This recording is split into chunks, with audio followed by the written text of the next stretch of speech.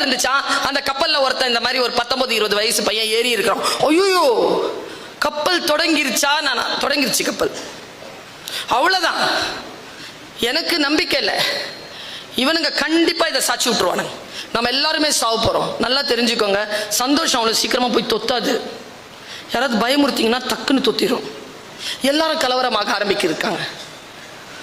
ஐயோ போறதே சரியில்லைங்க, 140 பேர் இருக்கிறாங்க, 40 பேருக்கு தாங்க என்னென்னமோ கத்திருக்கான். அதுல என்ன மாதிரி ஒரு ஆள் இருந்திருக்கான். ஏய் புடுறா, நான் பிடிச்சிட்டாங்க, கடலை தூக்கி போடுறான். கடலை தூக்கி தொம்முன்னு போட்டாங்க. துடிக்கிறான், துடிக்கிறான். உயிர் போற டைமா பார்த்துட்டே தூக்குங்க தூக்கிட்டு வந்துட்டாங்க. தூக்கிட்டு வந்து கப்பல்ல போட்டாங்களா, கம்முன்னு இருக்கு, சத்தமே இல்லை.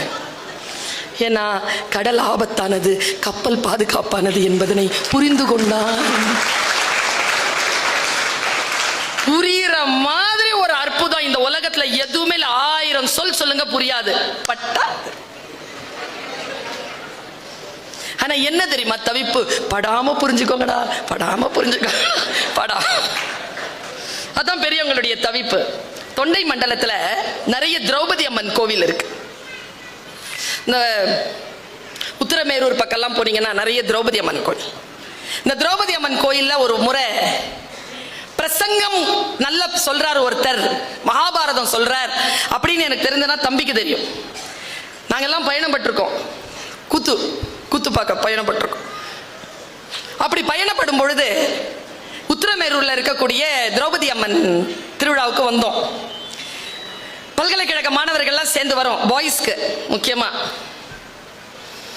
போயிருக்கிறேன், பிரசங்கம் கேட்கிற அன்னைக்கு வந்து துரியோதனனுடைய மரணம். அன்னைக்கு அந்த துரியோதனன் மரணம் வந்து அன்னைக்கு தான் திரௌபதி அம்மனுக்கு பூச்சூடுறாங்க. இந்த பூச்சூடுற அந்த காட்சியை பார்க்கறதுக்காக நாங்க பல்கலைக்கழகத்துல இருந்து நிறைய பேர், தம்பி வந்தானான்னு தெரியல எனக்கு, வந்தியாப்பா? நாங்க எல்லாருமே போறோம். பாருங்க அந்த ஒரு காட்சி, உனக்கு ஏதேனும் அதுல கிடைக்குதான்னு பாரு. ஒரு 65 அடிக்கு கீழே ஒரு மண்ணுல சிற்பம் பண்ணியிருக்காங்கப்பா. பேச்செல்லாம் தாண்டி, கோயில்லாம் தாண்டி, வெளியில பிரகாரத்து வெளியில பெரிய ஒரு மண் இது இருக்கு, கிரவுண்ட் இருக்கு. 65 அடிக்கு இருக்கு ஒரு சிலை.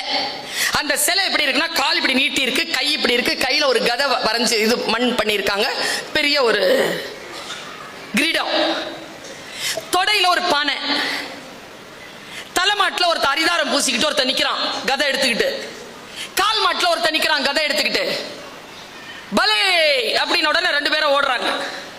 ஓடிக்கிட்டே இருக்கிறானுங்களா. ஓடிக்கிட்டே இருக்கும் பொழுது ஒருத்தன் ஓடி வந்து இந்த காலில் இருக்கிற அந்த பானையில் அடிச்சான். தலைமாட்டில் நின்றுட்டு இருந்தால அவன் அப்படியே விழுந்து செத்தான். நாடகம் தான். செத்தவன் பேர் துரியோதனன், அடிச்சவன் பேர் பீமன். உள்ள இருந்து திரௌபதி அம்மனை கூட்டு வந்துட்டாங்க. இந்த தொடையில் அடிச்சாங்கல்ல, பானை வெடிச்சது, அதுல இருந்து அந்த குங்குமத்தை எடுத்து அந்த அம்மனுக்கு பூசினாங்க, ஒரு பூ வச்சாங்க, கொண்டு மறுபடியும் உள்ள போயிட்டாங்க. பூ முடித்தாள். எனக்கு புரியல இது என்னன்னு. பக்கத்துல ஒரு அம்மா, வயதான அம்மா, அதுகிட்ட கேட்டேன். அந்த அம்மா சொன்னதை அப்படியே சொல்றேன். உன் வாழ்க்கையில ஏதேனும் உனக்கு கற்றுக்கொள்வதற்கு வருகிறதா என்று பார். உன்னை தூக்கி கடல்ல போடுற மாதிரி இப்போ நெகட்டிவ் தாட்ஸோட இருந்தானா கடல்ல போடுற மாதிரியான அம்மா இப்போ ஒரு விஷயம் சொல்ல போறேன். என்னன்னா,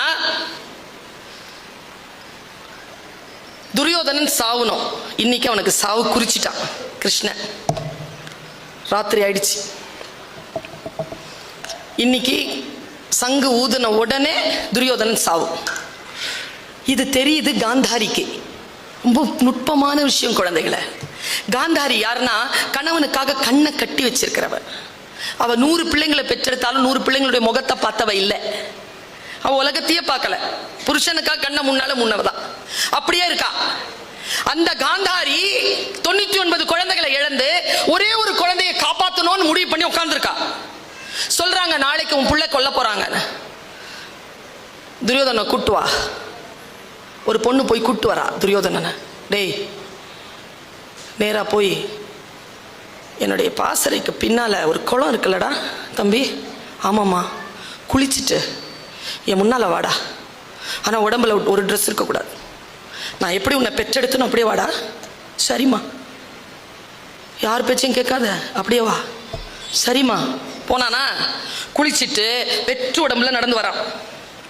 நடந்து வரும் பொழுது கிருஷ்ணன் வந்துட்டான் நடுவில். கிருஷ்ணனுக்கு தெரிஞ்சு போச்சு, இவன் போயிட்டானா இவனை கொல்ல முடியாது. நல்லா தெரிஞ்சுக்கோங்க, அம்மாவா சாமியான அம்மா தான். ஏன்னா அந்த உயிர் இருக்குல்ல அது வேற, உங்களோட கனெக்டடா இருக்கிறது வேற. இந்த உடம்பு உங்களுக்கு வர பொண்டாட்டிக்கு, அந்த பொண்ணு வந்து புருஷனுக்குலாம் இல்லை.